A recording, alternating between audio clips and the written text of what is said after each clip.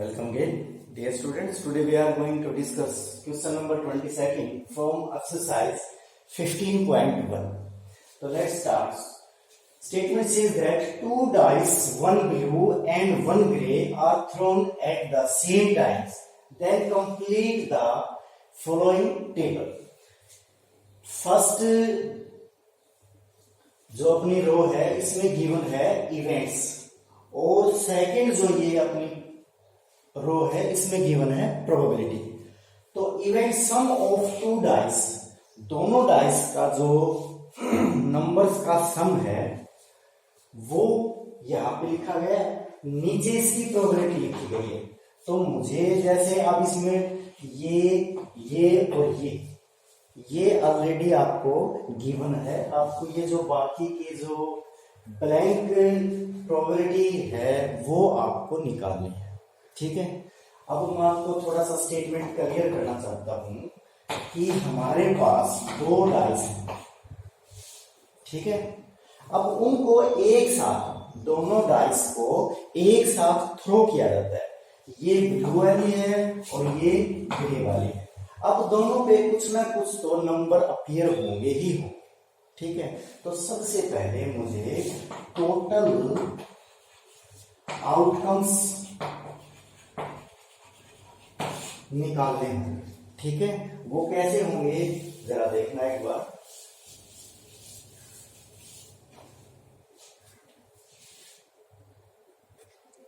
प्यारे बच्चों, अपने जो टोटल आउटकम्स बनेंगे वो ये होंगे.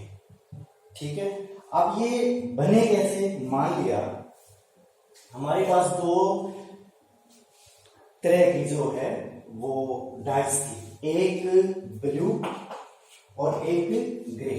अब जरा देखना, फर्स्ट जो मैंने ये रखी है ये ब्लू वाली. ठीक है.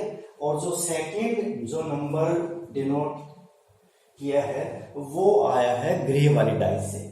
अब देखना जरा कि फर्स्ट डाई में 1 आया है और सेकंड डाइस में डाई में भी 1 ही आया. अब फर्स्ट में हो सकता है कि 1 आया हो, लेकिन जो ग्रे वाली है उसमें 2 आया हो.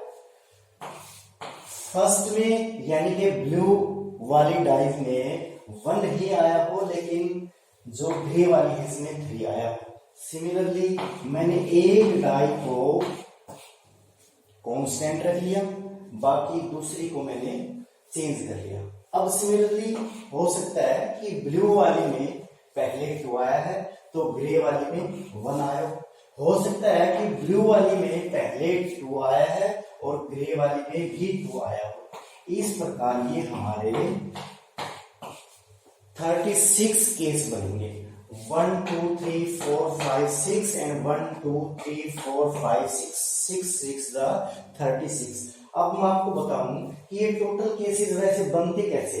इसका एक फार्मूला होता है, phase raise to power number of time.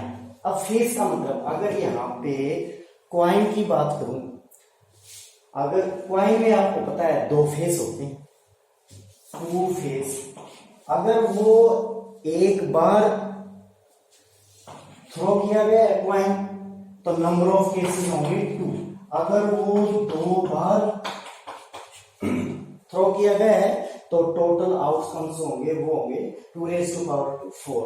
अब क्योंकि अपनी यहाँ पे तो फेज जो है डाइस है इस केस में, अब डाइस में आपको पता है कितने फेज होते हैं, 6. अब ये कितनी बार जो है, कितने डाइस है, ये नंबर ऑफ टाइम्स कह लो या नंबर ऑफ डाइस कह लो, 2 ही नंबर ऑफ डाइस. तो इसके केस होंगे हमारे पास 36.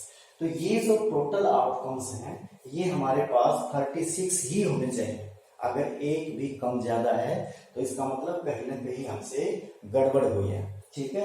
अब प्रोबेबिलिटी निकालनी है हमें. देखिए, event sum on two dice, कि सम ऑन टू डाइस 2 हो, किस कब पॉसिबल हो सकता है, सिर्फ ये केस है जब दोनों डाइस में 1 आए. अब इतने ऐसे केस यहाँ पे जो फेवरेबल केसेस हैं, क्योंकि आपको पता है कि प्रोबेबिलिटी किसी भी इवेंट्स की वो क्या होती है, number of favourable cases divided by total outcomes या टोटल केसेस। ठीक है, अब सम दोनों डाइस का जो सम है वो 2 होना चाहिए। कितने केस हैं? सिर्फ और सिर्फ एक। इसलिए इसकी प्रोबेबिलिटी जो है अगर मैं निकालूं तो नंबर ऑफ फेवरेबल केसेस 1 और टोटल केसेस जो है 36, तो इस बात की प्रोबेबिलिटी हो जाएगी 1/36। सिमिलरली ये जो आपका सम है वो आना चाहिए 3 कब कब आ सकता है? या तो 1 2 या फिर 2 1। इसके अलावा आप कहीं पर भी चेक कर लेना, दोनों डाइस के जो अंकों का जो सम है, फेसिस के नंबर का जो सम है वो 3 है ही नहीं। तो फेवरेबल केसेस 2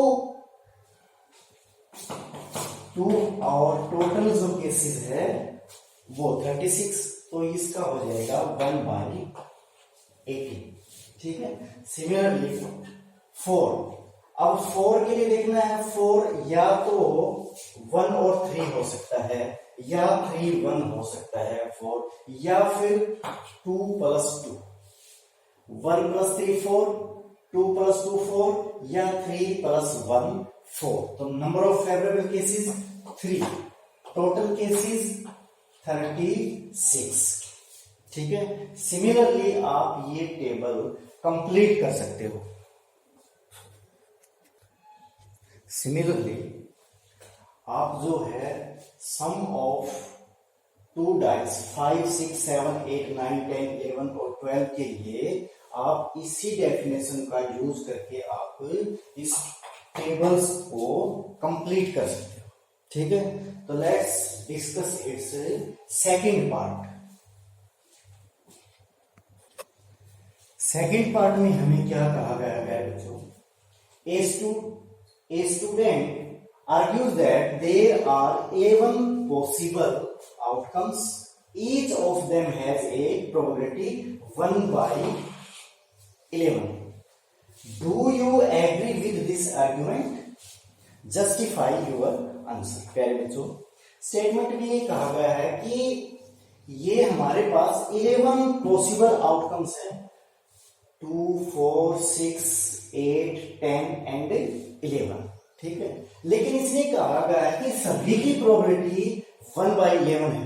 प्यारे बच्चों, फर्स्ट पार्ट में हमने निकाला है कि 2 आने की दोनों जो अपनी डाइस हैं उन पे जो नंबर आएगा उन दोनों का सम 2 आए, इस बात की प्रोबेबिलिटी है 1/36।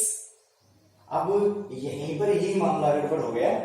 ये तो 1/11 पूछा है, 1/11 कहा है इसने तो, लेकिन 2 आने की प्रोबेबिलिटी 1/36, 3 आने की प्रोबेबिलिटी 2/36, 4 आने की प्रोबेबिलिटी 3/36। ये हमने फर्स्ट पार्ट में निकाला है।